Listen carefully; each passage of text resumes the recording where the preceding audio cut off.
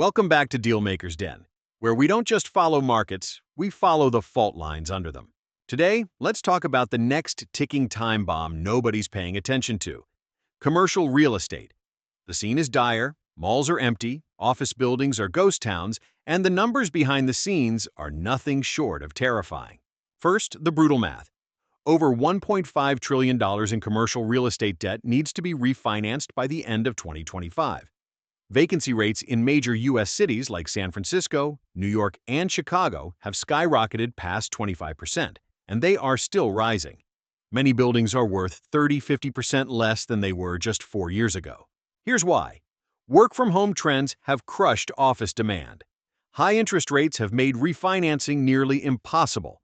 Meanwhile, banks are loaded with commercial mortgages that are about to go bad. Did you know regional banks hold about 70% of all commercial real estate loans? If this market cracks wide open, it could wipe out hundreds of banks, and nobody's ready. But why aren't you hearing about it?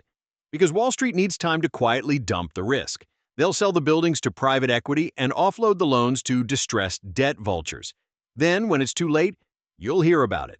Sound familiar? It's 2008 all over again, just dressed in newer suits. You don't have to be a victim of the collapse. You just have to be early. Watch the signs, follow the money, position yourself for what's next, not what's popular.